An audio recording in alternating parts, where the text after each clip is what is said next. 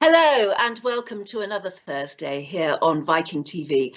And it has been an eventful week for everyone, with Operation Restart well underway, with the inaugural sailing of Viking Venus around the southern coast of the British Isles, and thoughts of other cruises opening up elsewhere too. More on all of that later. Now, as usual on a Thursday, I want to bring you an amazing guest who will lift your spirits and inspire your fascination. But to keep with the theme of Venus, we thought we'd invite a stargazer. No ordinary chap with a telescope, but the man in charge of one of the world's biggest and most historic telescopes. And he has indeed been using it to look at Venus, amongst other incredible planetary and interstellar things.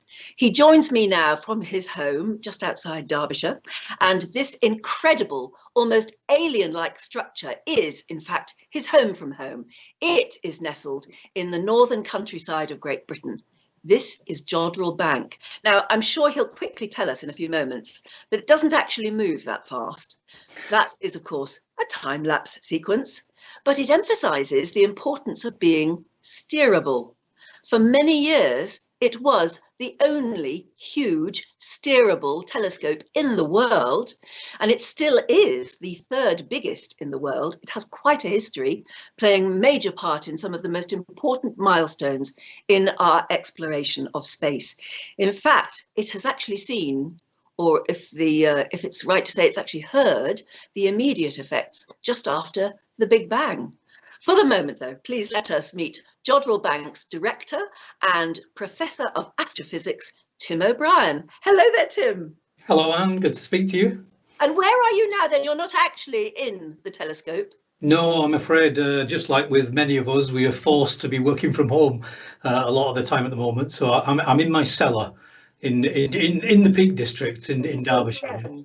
Yeah, it looks a bit like a den.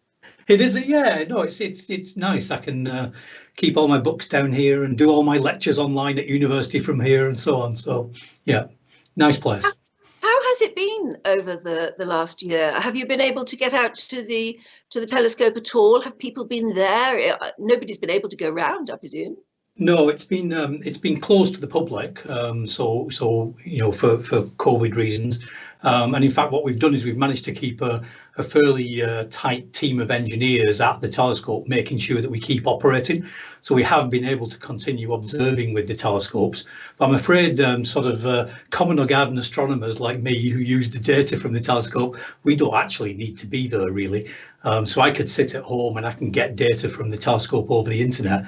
So in fact, I haven't been into my office at the observatory for over a year now, even though we've been keeping the system running and so on.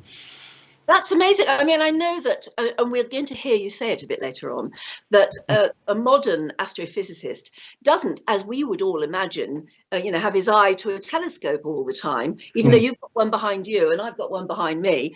Actually, I mean, the telescope is doing its work, but it's about receiving data and you sitting in front of a computer and analysing that data. Yeah, I mean, most sort of professional astronomers would very rarely, some of them don't even know which stars are which in the sky, to be honest. They're looking at things that are so far away you can't see them, even if they were visible to the eye. You know, they're just looking at the invisible universe. And so yeah, we spend most of our times in front of computers. But I do quite like getting out and looking at the sky with my eyes. I like taking mobile phone camera shots of it. I have my own little telescope, my binoculars and so on. So I do like to do that, but that's actually more for fun rather than the actual professional job. Now, we have a lot of American people watching at the moment who may not immediately know what Jodrell Bank is, even though it really is one of those household phrases, for a household word here in Britain. Can you explain what is Jodrell Bank? So, I mean, it's where we have a big radio telescope observatory in the UK. So the name actually comes from a little village called Jodrell Bank. It was named after an archer at Agincourt, believe it or not, called William Jodrell. And he was given some land at the end of the war by the king. And that land became known as Jodrell Hall, Jodrell Bank. But it's where we have these giant radio telescopes. They pick up radio waves coming from the sky. You've seen the big one there. It's called the Lovell telescope, named after Sir Bernard Lovell, who started the observatory just after the Second World War. So that telescope there, it's like a gigantic satellite dish. It picks up radio waves from outer space, so you certainly don't look through it, and it sees a completely different view of the universe. So rather than seeing the stars that you would see with your eyes, it sees the stuff between the stars. It sees black holes at the hearts of distant galaxies, and these telescopes like this one and others around the world revolutionized our understanding of the universe, sort of following the Second World War. Absolutely. And I know sounds really simplistic, and I think I know about these things, but I didn't until this weekend. It's a dish-shaped object, obviously. It's looking up into the sky, and as we said, it's steerable, which is brilliant. I always imagined that the bit coming out of the centre of it sent out a signal, and then the dish received it. I've got it totally wrong. Can you explain how it does, listeners? Yeah, I mean, if you look at that picture there, you can see the ball pointing up to the left, and actually all that's happening is that radio waves are produced in space by distant objects, and they come down into that ball. They reflect off that ball, and the shape of the ball is called a paraboloid. It's a special shape that means that all the radio waves arrive together at the receiver, which is at the top of that tower in the middle. So all of the waves are focused in onto the receiver at the top. Yeah, and so you get the whole power of that gigantic collecting area there that brings it all together and adds it together at the top, so we can detect very faint signals. I mean, we used to, when it was first used in the 1950s and 60s, we used to use it for radar. So we did then have a transmitter on it, and so you could send a signal out, a radio signal. You could get a reflection of something and collect the reflection. So we used it to track space missions. So Sputnik, the very first thing that telescope ever did was to track the rocket that carried Sputnik into space in 1957. And we also used it to measure the distance to Venus. So we actually used it to send radio pulses all the way to Venus. They bounce back off the planet Venus. We capture the echo. The time it takes to get there and back, moving at the speed of light, tells you how far away Venus is. How amazing. And as I said, Jodrell Bank is still the third largest telescope in the world. How big is it? The ball is 250 feet in diameter, 76 meters, and it's about 90 meters high. So it's immense.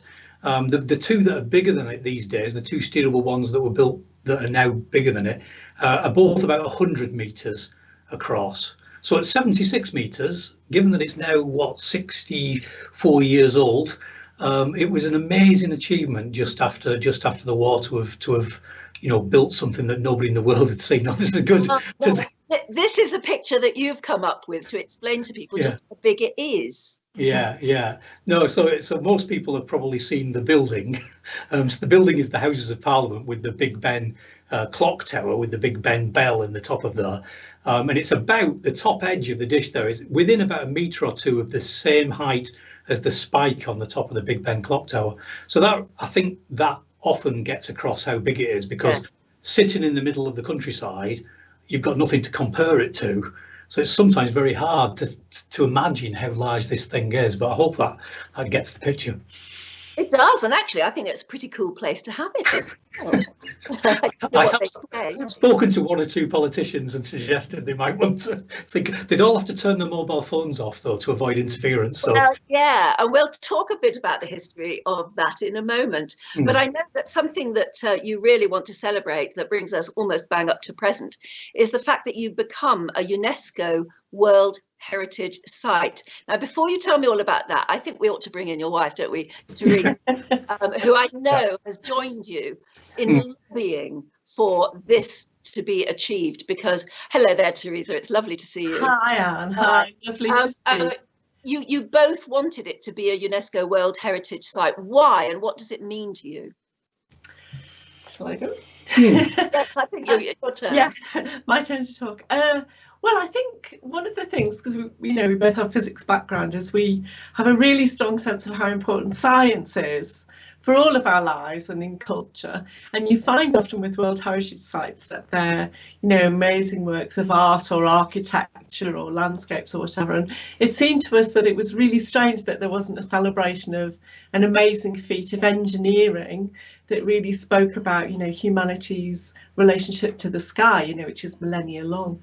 And so we actually saw an article in the newspaper which said, oh, the government is looking for nominations, and we thought, oh, let's nominate Jodrell Bank. And it was as naive as that, to be honest.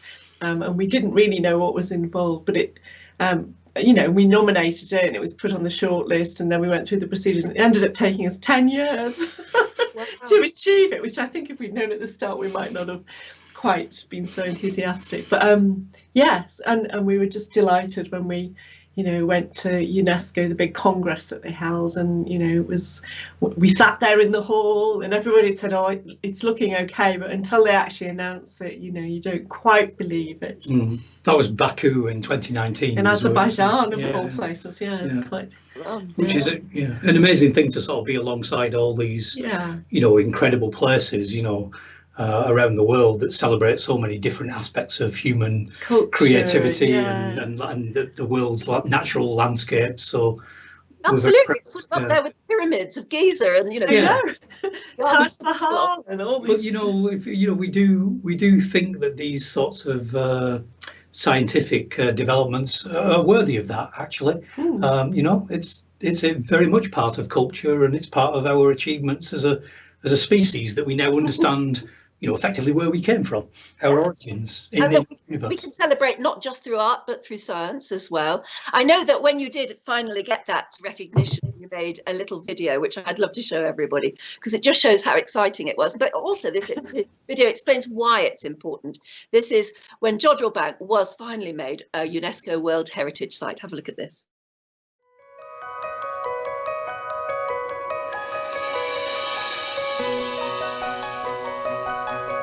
It's incredibly exciting to have been given World Heritage Site status.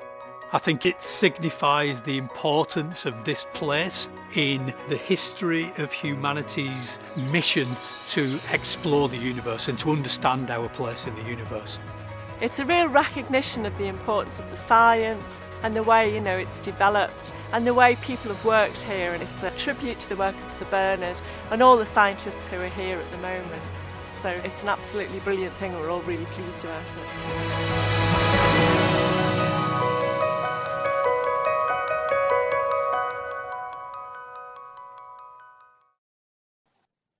Well, all I can say is congratulations. It may have taken 10 years, but wow. Thank you. I feel very proud. Thank you. Now, before we talk about the history of Jodrell Bank, which is fascinating in itself, I wondered, what about yours, your own history? How did either of you really get interested in the subject of science at all? How did you get inspired? Tim, first of all. I think when I was a kid, I was very into reading. First of all, I mean, my mum used to take me to the local library every week. We went once a week, and I used to get 3 books out, and I'd read 3 books a week, and I went all the way through this library. And one of the things I got really into actually was science fiction stories. And watching Doctor Who on TV and Star Trek, I was really into both those things. And when was I born? 1964. So I guess this would have been the early 70s, this sort of time. And I think that got me into thinking about space and what was out there, and these sort of big questions: do aliens exist? All these sorts of things. And then as I realised that you could actually study that sort of thing as a job, and so get paid for it. Yeah, and get paid for it. So it's like, I mean, okay, sadly I don't get to travel between the stars on the USS Enterprise or something, but I do get to spend my time thinking about these amazing questions, these big questions about where we came from as humans, how the elements were made, whether extraterrestrials do exist. All these things are part of my actual job. So I think that was what got me going, really. That's all the big questions, isn't it? What about you, Teresa? So I wanted to be an astronaut, really, and at the time it wasn't a thing that girls did, or that was I think I sort of missed the window to actually apply to be one. But then we had a physics teacher who asked us one day, and I was sort of fairly good at most things, and the physics teacher asked us why did we think the sky was blue, and I remember thinking, why is it blue? And then, sort of realised that physics was about the world, and, just got really interested in it. And that sort of, led me to go and do physics at university, probably when there weren't very many women or girls doing it, which, I remember walking into the lecture theatre on the first day at university, and I'm thinking, where are all the girls? Because it was kind of 200 blokes. There were 6 of us, and I could eventually found the rest of them. So it was kind of an interesting thing to have chosen to do, really. But I always just loved it. And now, to work at Jodrell Bank, it's as near as you can get to be an astronaut without going into space. So. Yeah, there must be pinch me moments where you yeah, think, how cool is this? Right, I've got a quiz for you then, because I was wondering what big space events might have particularly inspired you. And there are lots of events where we all remember where we were when certain things happened. Now, clearly, you're going to be far too young to remember Sputnik and Telstar, but I remember because we had a hamster called Sputnik. But that is the launch there of Sputnik, which was huge at the time, and then Telstar on the other side, and they were the first man-made objects put into space that made these noises, didn't they, Tim? Frightened a lot of people, because people who had ham radios and things could actually hear Sputnik going overhead, couldn't they? And that was the point, that was why the Soviets put a transmitter on it that was easily picked up by people, because they wanted to demonstrate the technological achievement. By putting something in space, you knew it was there. You could pick up these beeps from it. And of course, at the time of the Cold War, it was the fear was, what would they launch next? Yeah. And would it be a nuclear warhead that might be launched? Luckily that's never come to pass. But that was a lot of the interest. It was actually the reason Jodrell Bank got into the space tracking. Yeah. Tell that story a bit later, because I know we've got some pictures coming up later of that. Yuri Gagarin, you'd be too young to know that. I seem to remember Yuri Gagarin being, the Russians were awfully good at space before the Americans and anyone else, weren't they? They were, they were definitely well ahead. The first to launch a satellite, the first to put a human being in space, first to do a spacewalk and so on. And that was what sort of spurred it's what spurred the Americans USA, on to say. Because then Al Shepard was the first American in space. And then a great big celebration was made of that. One of the pictures that if you were only 4 when this happened, Apollo 8, but oh my goodness, was the picture of Earthrise. Earthrise, yeah. Which it doesn't matter when you were born; you only have to look at that picture for it to mean something so special. Yeah, absolutely remarkable, isn't it? I think it's sort of generally accepted that those views of the Earth from space, just sort of sitting in space there, were something that really gave a sort of boost to the environmental movement, to people to say, there's the planet, you can see the whole planet, we need to look after it. So, if you speak to any astronauts about it, that they say one of the things about orbiting the Earth is that you don't see any national boundaries. You're flying round and around. It's just the planet, and we're all on it together. We're all in it together, and it's up to us to sort of look after both it and ourselves. Okay. Do either of you have any memories at all of the moon landing? Yeah, totally. We both have. All of them. Teresa can. We're absolutely riveted. I remember, the very first moon landing, being in a youth hostel in the Lake District with my family, very small, and us staying up all night, and it was on the radio because in those days not all of us had TVs, and youth hostels certainly didn't have TVs, and listening to it, and they're saying there's a man on the moon, and I was looking at it thinking I can't see him, having no sense of the scale obviously at that age. So that was then the first moon buggy. I remember I was off school with a sore throat, and my dad making me laugh. with Yes. you know, The idea of a card lump on sore the throat. But Yeah. you celebrated it years later, 50 years later, at Jodrell Bank.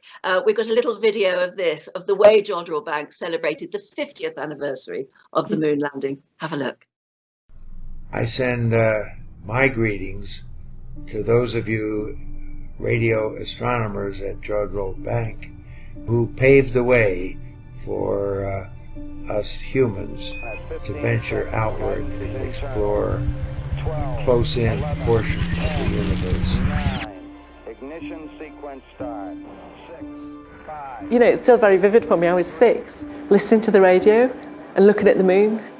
And I remember thinking, I can't see them. I was quite little and didn't have a sense of the scale. But, you know, when we were there was this little sense of everybody on the world sort of looking at the moon, and, you know, these people were out there for all of us. So I was 5 at the time of the moon landing, but very soon after, one of my earliest memories is being dressed as an astronaut at a fancy dress event at my first primary school in September of 1969. So I was undoubtedly inspired by that thing. Jodrell got really involved in tracking the space race between the Soviet Union, as it was then, and the United States of America. And when it came to the end of the 1960s, we were actually tracking Apollo 11 for fun, and that whole story is sort of played out in the, you know, in the audio recordings, the archive that we have of that time. A really amazing time in human history.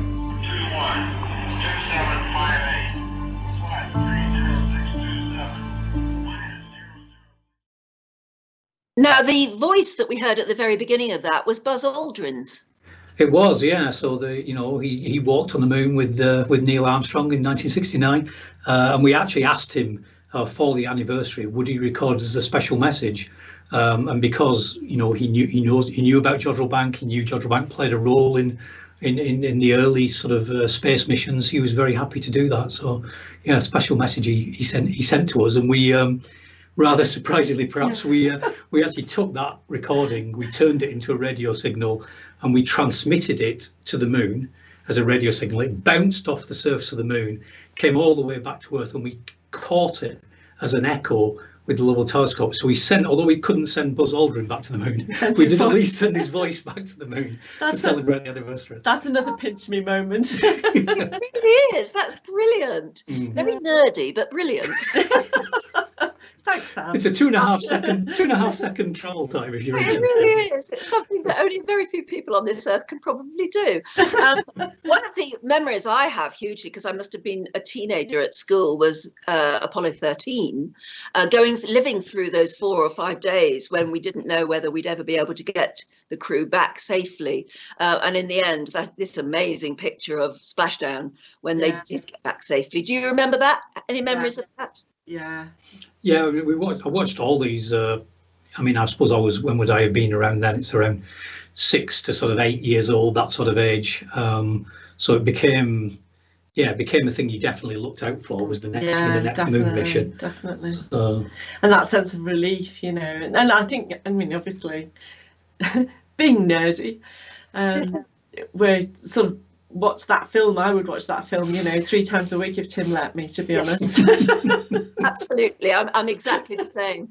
And another really poignant one is, and this is something I remember talking about with my family over and over again, was the Voyager mission. In fact, we've got a video here of the simulation of the Voyager mission, which was so historic. Tim, talk us through what was Voyager about? So it was to study the outer planets of the solar system, so the most distant planets, so Jupiter that you can see there, Saturn, Uranus, Neptune, and what was realised was that if you launched a spacecraft at a particular time, you could get a trajectory, a path for the spacecraft that would actually take you past many of these planets. So it flew straight past them. It didn't stop at the planet, didn't orbit it, just went straight past. But it was the first time we'd had these close-up pictures. There were 2 spacecraft, Voyager 1 and Voyager 2, and we're still in touch with them now. You know, we can still pick up signals from them, even although they've now left the solar system entirely and they're heading out into interstellar space. But to see these amazing pictures of not just the planets and the rings of Saturn, but also the moons, these amazing satellites that, the satellites around Jupiter that were first seen by Galileo in 1609. And now here we are sending our own technology out to visit them and take photographs of them. Just an amazing, a very inspiring space mission, I think, one of the most inspiring space missions. Yeah, and it was started back in the 70s, but wasn't it Carl Sagan and a few other scientists I know who thought of, before Voyager, it was one of the Voyagers anyway, actually leaves our solar system, couldn't we get the camera to turn round and look back at Earth? Yeah. Wouldn't it be an amazing photograph? And he was right, wasn't he? He was, yeah. I mean, that photograph is known as the pale blue dot. So it's just the speck of the planet Earth in space. It's just an amazing. It's almost like a reprise of the Earthrise, but on a much bigger scale. You see the fragility of that time. I mean, I gather it took a lot of persuasion, but in the end, he did get them to agree to turn the camera around. And the first picture you see, and it's a sort of conglomeration of the way the pictures are taken. I've always thought it would be a fantastic mural along a big wall, but it's of this composite of all of the, there it is. It's of all the different views the camera could get. But basically at the very, very end there, you see on the left as we're looking at it, you could see the Earth. And as you say, the result was the blue dot photograph, which is less than a pixel. Yeah. So it's just visible in that right hand band. Part way down the band, you can see a little white dot, that pale blue dot, just in there. There's about a pixel across. So and Sagan wrote this beautiful piece in a book about it. That says everybody you've ever known, everybody who's ever lived, everybody who, all the great people, the bad people, the kings, and so all of human history, everything, all on that dot. All happened on that tiny little dot. It just gives you a sense of perspective, and sort of renews that sense of having to look after the planet, because we haven't found life anywhere else, not yet anyway. And it may be that we don't. Let's hope we do. But that sense that it's a really precious thing and quite a rare thing in the vastness of space. And it's sort of, I mean, we certainly, for us, it's very important thing, and about a sense of perspective on life. And we actually had that thing by Carl Sagan read at our wedding. I think I said we were geeks, but but because actually it sort of gives you a kind of philosophy for life. It's really important to be kind to one another, to look after our planet, all those sorts of things. So those are things that are really important to us. At the moment, it's all we've got. Absolutely. I just thought I'd take you through some of those historic moments that would inspire most people, I think, to a life in science, but though not all of us have got what you've got to be actually able to do it. I don't know. But we've been talking a lot about Venus at the moment, where we've been talking about the launch of Viking Venus. And Venus has been something that's interested you. I mean, the planet Venus. You've been looking a lot at Venus. It's a very big deal at the moment in our skies during May. Should it be easy for us to see? So Venus is one of the easiest planets to see because it's so bright. I mean, we see planets with the eye because they reflect the light from the sun. So they're not producing their own light, we just see them reflected from the sun. So in the case of Venus, you either see it as a morning star or an evening star, that's what it's known as. So it's because it orbits the sun sort of inside of the Earth's orbit, you either see it sort of following the sun down, so just after sunset you see this bright object following the sun down, or if it's on the other side of its orbit you see it just before sunrise. So it's it's the brightest planet in the sky when it's visible. So really worth looking out for. In fact, it's one of the things that if we get phone calls of Jodrell saying I've seen this bright thing in the sky, is it aliens? Is it aliens? And I often say no, it's the planet Venus. It's almost certainly Venus. Almost certainly Venus. Yeah, because on a clear night, it can be so dramatic, particularly if we had a run of cloudy nights and all of a sudden you get a clear night and there's this weird thing, this weird bright point of light in the sky, then it's something that catches people's eye. So it's worth looking out for the planets. They're good. Oh yes, and very, very satisfying to be able to do so. So we should all watch out for Venus. I think you've even said in one of your lectures that even Van Gogh put Venus in his Starry Night pictures. Did he? Right, well, I picked that up from somewhere else. Well, I'm told that the disc nearest to the cypress tree is it looks like it might be, doesn't it? Yeah. You might. Yeah, I do remember somebody. Yeah, there was somebody was doing an analysis of which stars were in that painting, and could they work out which objects they were? Did he really paint an actual star scene, or was he just making it up with things dotted around everywhere? So it may well be that somebody's worked out there was a particular time during his life, around the time he was painting it, where Venus was visible. Sort of looks how you would expect, doesn't it? So yeah. I mean, I like that. Let's stick to that. That Van Gogh actually painted Venus. What is Venus like? Oh, horrible! horrendous place to live. Yeah, it's got a very dense atmosphere. It's very, very hot.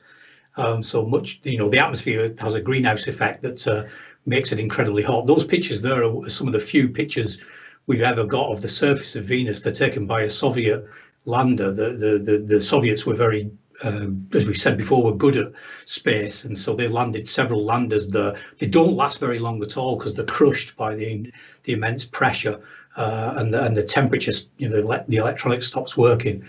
But you can see those pictures there from the surface. Sulfuric acid rain on Venus is lovely. So it's not the most pleasant place. You mentioned we've been looking at it recently. A few colleagues at Jodrell have been involved in studying the atmosphere of Venus. And they actually found evidence for a particular molecule in the atmosphere called phosphine just in the last year or so. And the interesting thing, I suppose, and controversial thing about that is that we know phosphine can be produced by life. And so they were actually doing a test experiment, not expecting to find phosphine on Venus. They were looking at whether they could find it on planets around other stars. And then they appear to have found phosphine. So now there's this whole controversy about, does that mean we've found evidence for life somewhere in the atmosphere of Venus? I think most people would probably say no, because it's such hellish conditions. But I don't know. Perhaps you should never say never, I think. And we're still working on that particular project. Well, there are hellish conditions in places on Earth, and there's lots of extremophiles, as they're called, little bacteria and single-celled animals and things that pop up in weird places, very, very cold, very, very dark, very, very hot, bottom of the ocean, near volcanic vents, all sorts of things. So you never know. I think we all life is out there somewhere. Yeah. Years ago we wrote off Mars as being not very interesting, just dry and crusty and nothing happening. But look how interesting Mars is proving to be too. So who knows? And let's talk about the history of Jodrell Bank. Tell us its story. Does rather start with one man, doesn't it? And we've mentioned him before, Sir Bernard Lovell. And actually, funny enough, this is where a little bit of my family history comes in, because Bernard Lovell was always a big VIP in our household at home, because right back in the 1930s, he was beginning to be, to be interested in physics and all the rest of it. And then the war happened, and he found himself being made to do very important war work.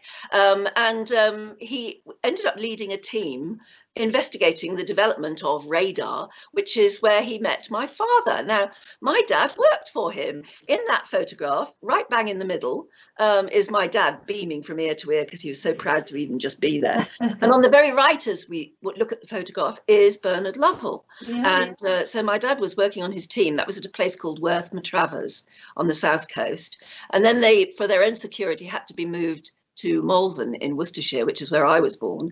And there's my father again, just behind Bernard Lovell, who's sitting in the middle. My father second on the left as we're looking, standing up. And they moved to Malvern. That was Bernard Lovell's team there working on radar, which is where they worked, and magnificent job they did too till the end of the war. And then, of course, Bernard Lovell went back to his life in academia and research and ended up at the University of Manchester at the end of the war, which is where you take up the story, Tim. What was he thinking of doing, and how did he end up building Jodrell Bank? Yeah, I should say those are great photos, by the way. Yeah, wonderful, absolutely wonderful. So yeah, he'd come from the University of Manchester before the war, before he went into the radar work, and then at the end of the war, they basically chucked these guys back out into go and work back at university. And he'd been studying things called cosmic rays before the war, so he'd been looking at the particles that arrive from outer space, and they crash into the Earth's atmosphere at almost the speed of light. And he thought, oh, I've done all this radar stuff in the war. Maybe I can use the radar technology to study cosmic rays. So he got some friends from the army, brought up a radar transmitter and receiver up to Manchester. He tried to set it up outside the university to study the trails of these cosmic rays in the atmosphere. And he couldn't use it in Manchester because of interference. So radio waves being produced by trams that were running up and down the road. So the electrical motors and the pickups on the trams were producing this interference. So he said, oh, well, where can I go away from the city? And the university said, oh, well, we got this botany department, which has some grounds out at a place called Jodrell Bank, about 20 miles south of Manchester. And that photo shows you that's the first day at Jodrell Bank, where that's the army transmitter wheeled out to Jodrell. The two huts at the side there are the botany huts, they're called. They're still there today, even now. Yeah, that tree's still there as well, actually. It's a lot bigger. And he set up his kit. There were two gardeners and him in the winter of 1945-46. And he started sending out radio signals and getting echoes back. And it turned out they weren't from cosmic rays, they were from meteors, from shooting stars. And that got him into astronomy. So he moved from this sort of physics field through the radar from the war, and then eventually by accident became an astronomer in a muddy field in Cheshire. Yeah. And absolutely. And how they even thought of building the telescope, given that it was the first, I don't know, but we have a picture of him with a man called Mr. Husband, who was the chief architect, I think. There they are with the finished telescope behind them, but how they even came up with the plans for it. Because it was a first. And haven't you just come up with, you found, I think in a cupboard somewhere in Jodrell Bank, this lovely old black and white footage of the way they actually constructed it. And I talk about health and safety, but I mean, I can't see anyone wearing a hard hat. Looks to me as though there are people in just sort of shirts and trousers. They're not even wearing workman's gear. And they're not even, I mean, it just looks so dangerous. That would have been 1952, I guess. And health and safety requirements were rather different then. So this was a film we found on a film reel in a cardboard box in a cupboard and got it digitized. And there's this lovely record, possibly taken on, Sir Bernard had his own super, sort of film camera, because it has some film of the family and so on as well on it, interspersed with these amazing clips of them putting together this telescope. It was an amazing thing to consider doing, in such times. He was I think his experiences in the war made him, he just decided he could do anything effectively. And if he wanted to do it, he was just, it was a problem to be solved. He would go away and get it done. I mean, it is said that there were parts of old battleships that were used in the construction. And there were. That man, pushing that thing looks like a bit of an old battleship. Yeah, they got the gun turrets from HMS Royal Sovereign and HMS Revenge, which were actually, I think they were used in the First World War and then scrapped, I think, in the Shetlands, was it, or something? Yeah, after the Second World War. And so when there were the bits that the telescope turns on, that that the dish pivots on at the top, were actually those gun turrets recycled. And we, in some sheds, have some gear racks and things there as replacements and things. It's just a phenomenal. They're still there, right? The telescope today tips on the 15-inch gun turret gear racks from two World War I battleships. Yeah, it might show them in a minute on this film. Actually, that's in the centre at the top of the tower, the telescope, that's the gear rack there. That thing is a circle. If you can imagine that rotated so it's flat, so it's horizontal, then that would be the gun turret. It would turn around on that gun turret. Yeah. So, and that's still there. You know, you can see that in situ now, still tipping the telescope. Amazing sort of sense of recycling and make do and mend, and you know, and we hear stories of you know, Jodrell Bank scientists driving around army and navy surplus stores to find valves for their equipment because you know that you couldn't get hold of stuff, and so they had this real can-do. Well, if we haven't got it, we'll make something, or we'll fix it, or you know, it's a sort of we sort of call it the Jodrell Bank spirit. You know, we've got a little bit of it now. You know, if something happens, and I remember we had an event for the Olympic torch. Do you remember that? And then, you know, we thought, oh, we'll get John Bishop to go up the telescope. He's a UK comedian, and stand on the top of the focus tower with the Olympic torch. It'll be really exciting. And then, you know, half an hour before he turns up, the microphones go off. So just somebody comes and fixes them and makes us a new set of microphones, you know, from the workshop. And then, you know, he gets into the lift to go up the side of the telescope, you know, before we get into the dish with the Olympic torch and the flame in the miner's lamp that you have to carry. Lift gets stuck. We're sitting there on national TV thinking, oh, it stopped moving. You know, one of the engineers just comes and sorts it out, you know, and there's this sense of, okay, we'll just do it. We'll get on with it and we'll do it. And you know, they're just such an inspiration. It's really those stories. Mind you, I mean, I gather that Bernard Lovell severely went over budget to the point where he was being investigated by some sort of finance committee within the government, and was really very super stressed about all of that. And we saw a picture a bit earlier. I think we've got another one of Joyce, his wife. And isn't it true that a lot of anything that's written about Bernard Lovell at the time says if he hadn't had Joyce by his side, he may well have lost it several times. She was a rock to him. She was more than just a wife. She was a sounding board. She was a co-spirit, as it were. Yeah, I remember he telling us, I mean, he lived to the age of 98.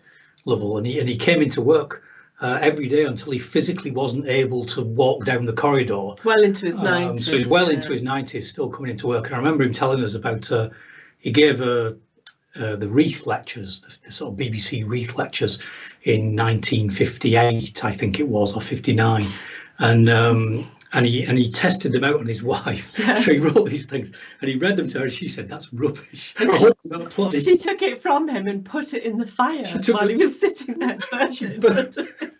So he was, I think she kept him on point. He obviously had a powerful personality. There they are. Yeah, there's her on the site, on the building site. She's talking to John Clegg there. So John Clegg was Lovell's first colleague at Jodrell in the very early days, and that's one of the children. There was one in the pram. It's Brian Brian Lovell, I think, running down the trench. And that's Susan in the pram. Yeah, and they were building the world's biggest telescope in the back. You can hardly see it. There's wires in the background. That was the world's biggest telescope before the one we've been showing. It was there, absolutely. And he had the family coming in at weekends and twisting wires together and helping build the world's biggest telescope.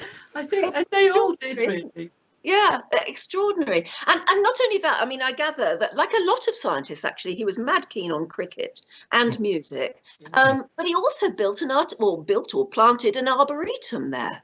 Yeah, he did. And in a way, it was the overflow arboretum from the one around his house, which he also planted. And to this day, you know, we maintain it and look after it. And it's part of the visitor facility that I run at Jodrell. And you know, what you can see there is a beautiful hornbeam tree, which is one of many that we have on the site. And in fact, behind that now, on the way in, we're just putting up a new gallery, a new heritage gallery, which will tell these stories of Sir Bernard and the team who are there and the sort of genesis of the whole site. And the wonderful exhibition that's going to be in there is going to involve a lot of projections. And what we've managed to do is save some of the fabric of the original dish of the telescope so the story is going to be projected onto huge screens made out of the telescope itself. So we're really excited. You know, there's going to be an amazing way to tell that fantastic story. There are so many different stories to tell. One of the ones that stands out for me is the story of the Daily Express and the picture from the moon. Yeah, I mean, that's a classic. So it's February 1966. The Soviets again were ahead of the game. They were the first to send a spacecraft to the moon that landed on the moon safely. So rather than just crashing into the moon, it landed safely. It didn't have people on board, so it was a robotic spacecraft. And then it took pictures of the surface of the moon and it sent them back to Earth as a radio signal. Now, the people at Jodrell Bank were always interested in what the Russians were up to, so they pointed the telescope at the moon and they were listening in to this signal coming back.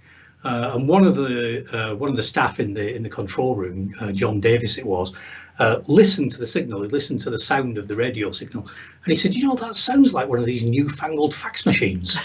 And these are things that only the newspaper offices had, picture receivers they were called, that they used to transmit pictures around the world.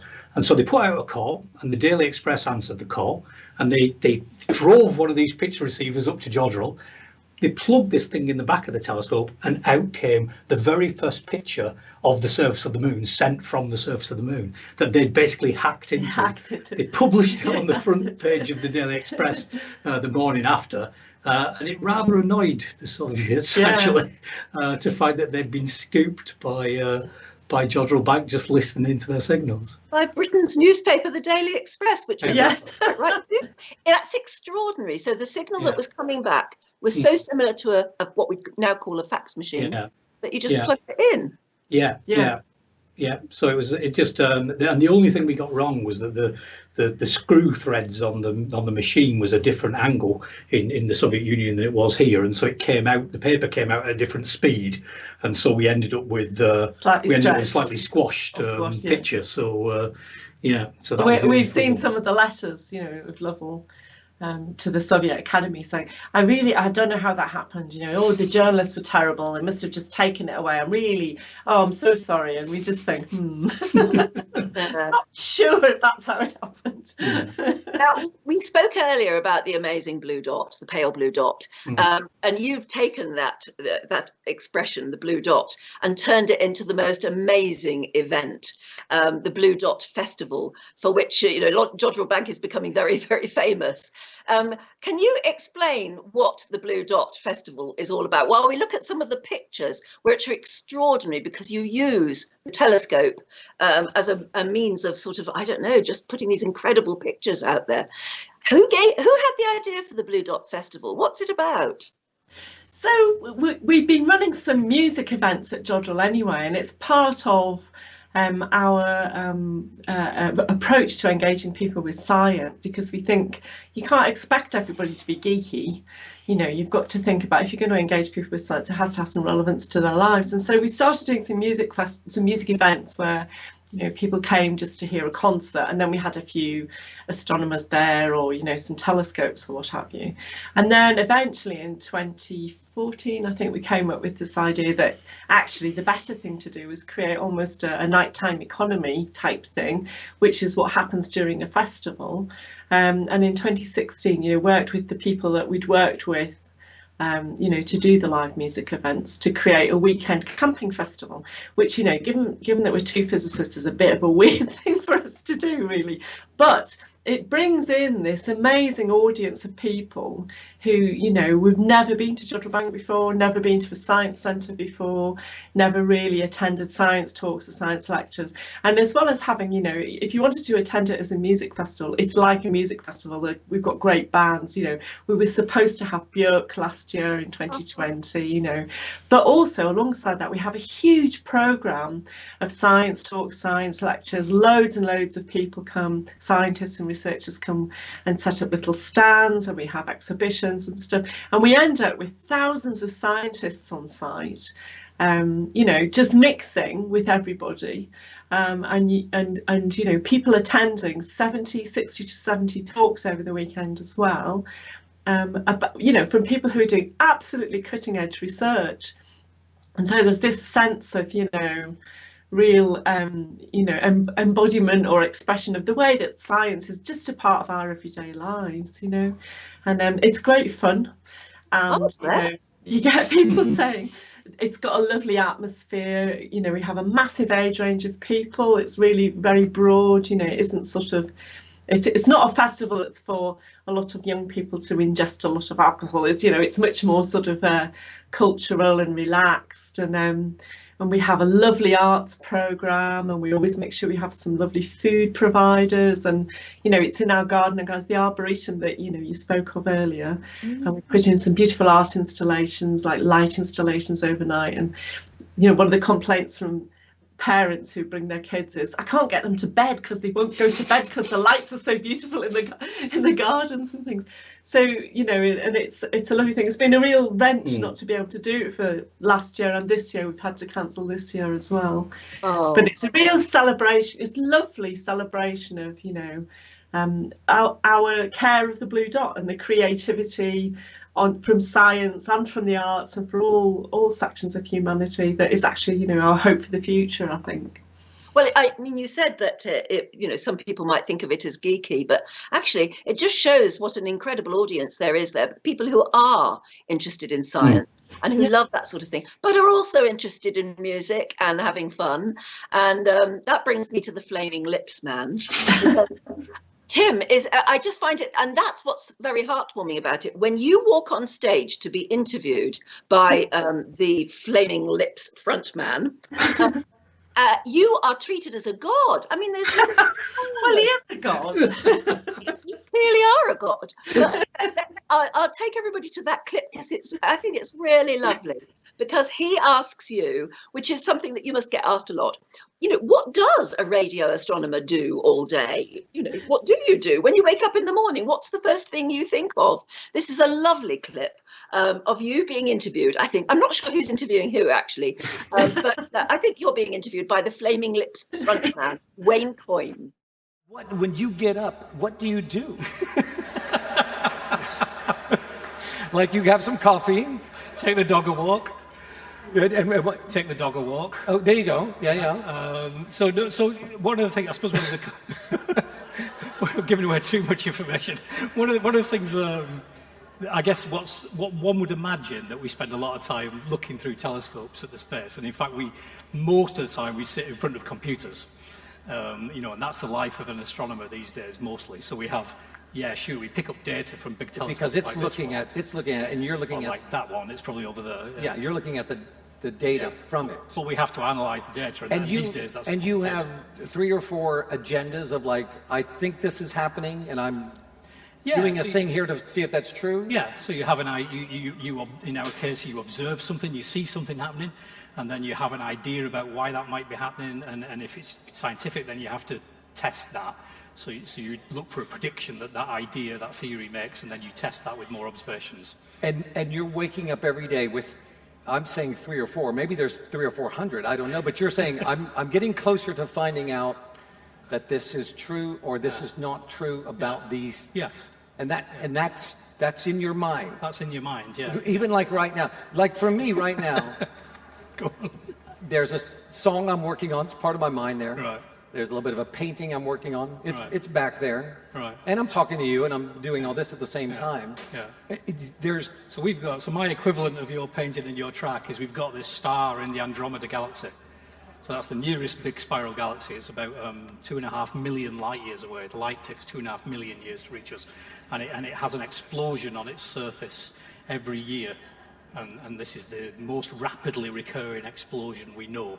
And so we're trying to understand why, and we're sort of waiting for the next explosion to happen, probably coming in the autumn.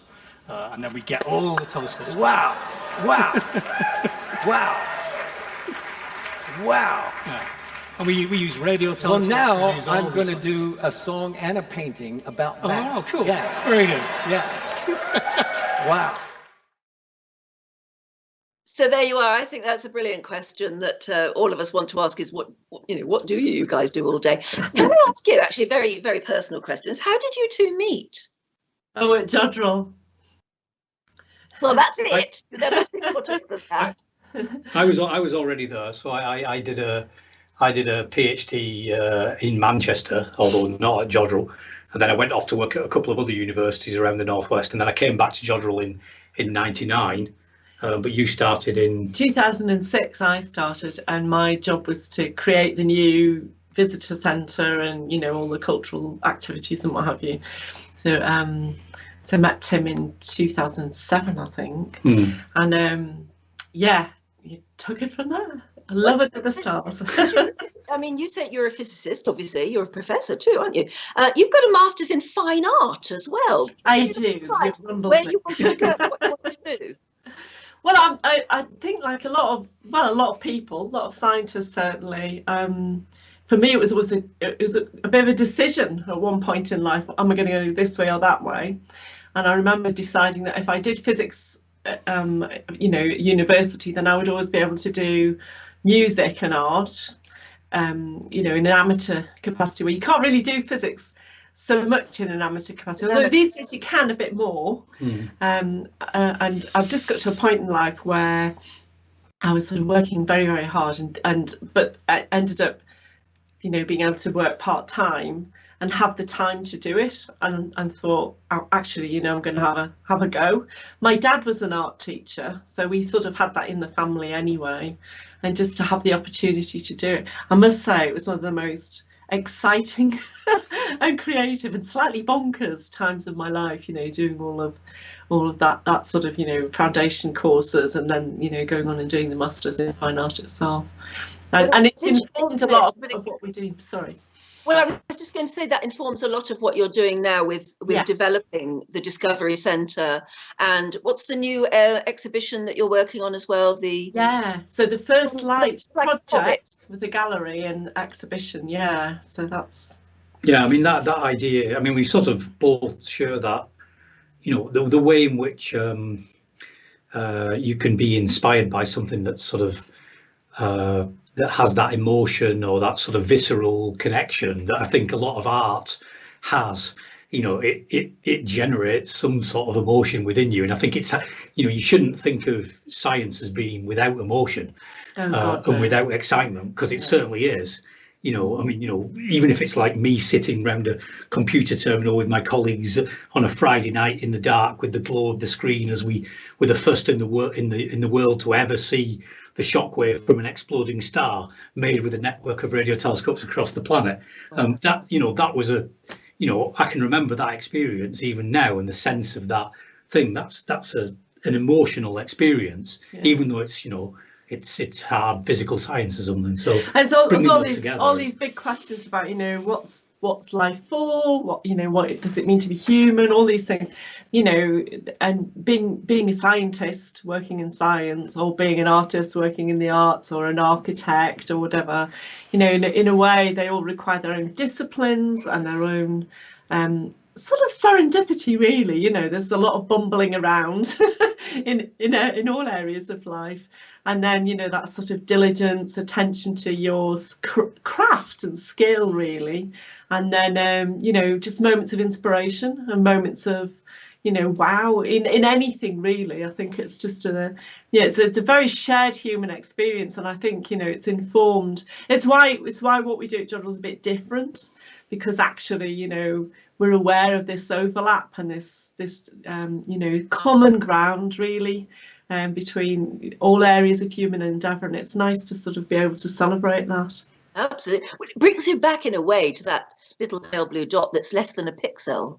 Yeah. On its own, a blue dot that's less than a pixel big isn't that moving until you know the context. Yeah.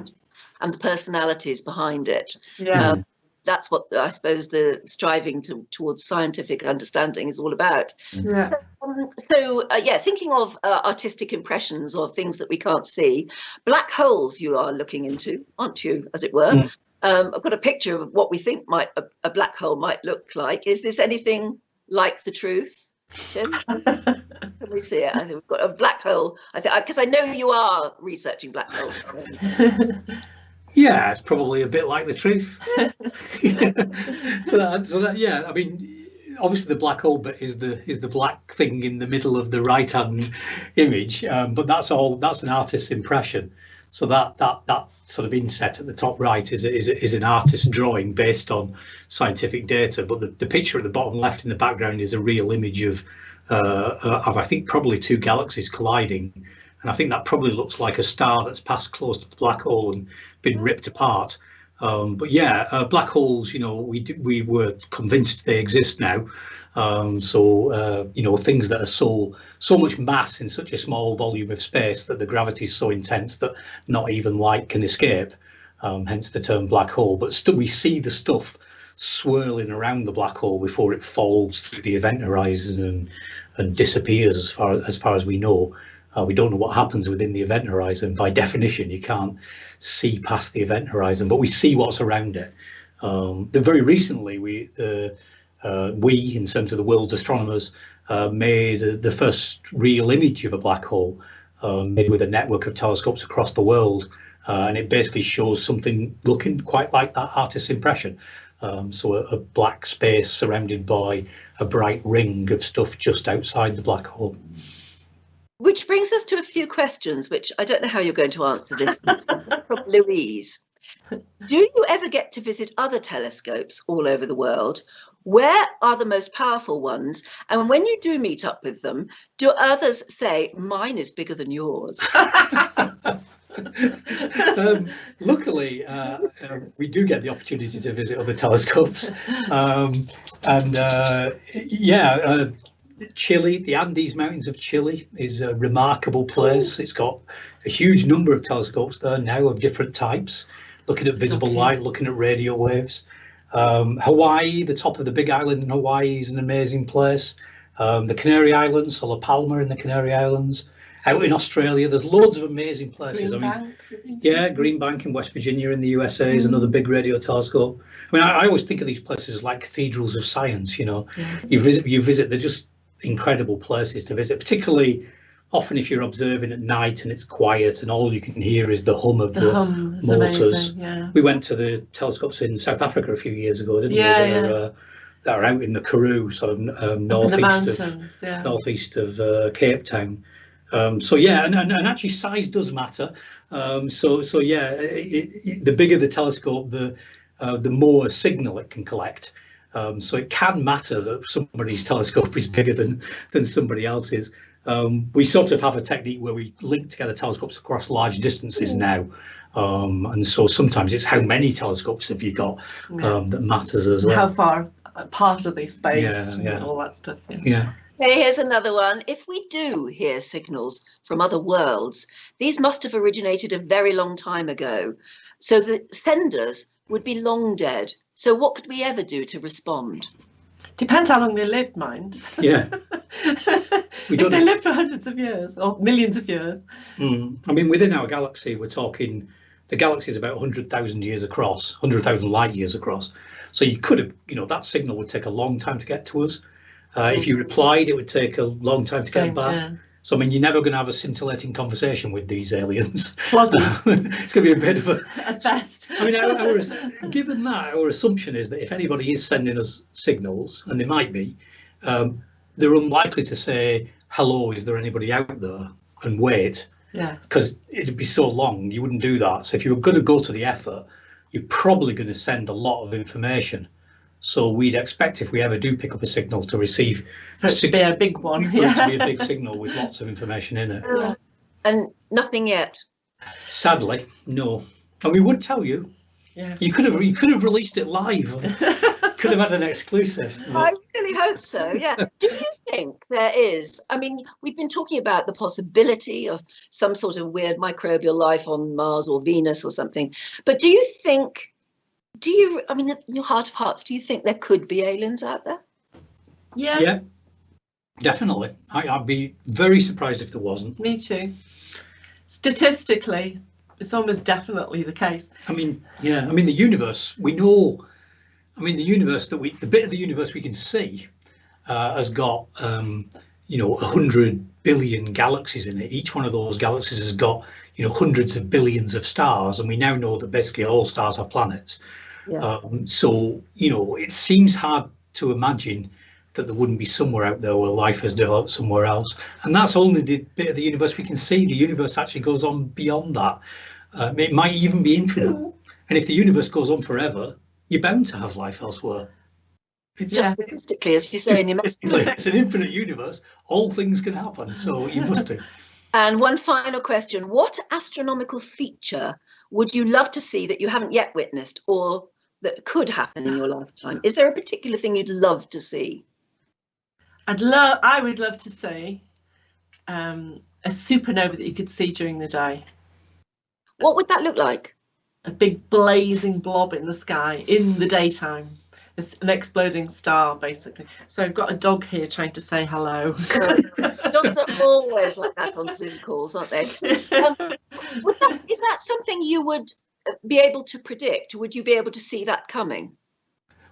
Well, we can't yet. Tim's an expert in Navy. Let's ask him. Yeah, we can see which types of star are going to explode. So there's, if you know the constellation of Orion, the top left star in the constellation of Orion, if you look at it from the northern hemisphere, with that way up, is called Betelgeuse. It's a red giant star, and we know that's the type of star that will explode. But what we can't do yet is say it'll explode next Wednesday afternoon. Oh. We can say it'll explode in the next 10,000 years or something. I do stare at it quite hard sometimes, just in case. There was actually a lot of excitement last year because it sort of it got fainter, it dimmed away, and people were wondering, is it presaging the explosion? But no, it's come back to normal again. So yeah, that unfortunately, and we'll get there. We probably will be able to predict it, but not quite yet. Would it happen suddenly and be over, or would it take a long time to happen so we would all get a chance to see it? They brighten very suddenly, so they brighten over the course of hours to days, and then they take months to fade away. So yeah, it would often, it would not be there the night before, and then someone would go out and they would look up and they would go, there's a new star up there, which is what nova means, is new. So there's a new star because it's brightened so much. So you were just reminding me of the time that my family and I decided to go in search of the solar eclipse, which was in Cornwall a few years ago. We all went and hid under a tent and thought, we're waiting for this amazing solar eclipse, and then it clouded over and rained. I was on a ferry in the English Channel with that, so we chased gaps in the cloud. So we sort of scooted around in this ferry, and we just about got a gap in the cloud, so we did just see it. So it was, have you travelled anywhere exotic to actually watch a proper solar eclipse, or you're not done? Yeah, I went to Turkey to see, and that was incredible. It was on the beach in Turkey, looking at a solar eclipse, beautiful clear blue skies, and then the moon passes in front of the sun. And I would recommend to anybody, if they haven't seen a total solar eclipse, it's something you should definitely travel to go and see, because it's a powerful experience. And I've told my family, I think there's one due over Niagara Falls in 2024 or something. Right. Quite keen to go, but you can't book a hotel anywhere near there yet. The hotel now. There was one that went right the way across the USA just a few years ago. Yeah. And, by the time we decided we wanted to go, it was just everything was booked up. You have to plan these things very well in advance. Look, anyway, you better get back to that amazing telescope before something really cool does happen. Yeah. But for the moment, just thank you so much for helping us enjoy the skies. And giving us the benefit of all your years of work, and congratulations on the UNESCO thing, and we hope to be hearing lots more news coming out of Jodrell very soon. When do you open up to the public again? So we've opened the outdoors already, and we're hoping to open the indoors once museums and galleries can open, which is supposed to be towards the end of May, so crossing fingers and toes. Absolutely, it will be. You've put it on the map now for all of us. And for those of us who haven't been to see you yet, we feel very ashamed, but we would love to come and see you as You're very welcome. Possible. Thank you so much for joining us. It's been an absolute privilege and pleasure. Thank you very much, Tim and Teresa. Great double act. Thank you very much. Great to speak to you. Thank you, Anne. So there you go. There we go. Thank you. Bye bye. Going mad. The dogs are both moving as we celebrate Venus on the ocean and in the skies. I look forward to seeing you again next week. Bye bye.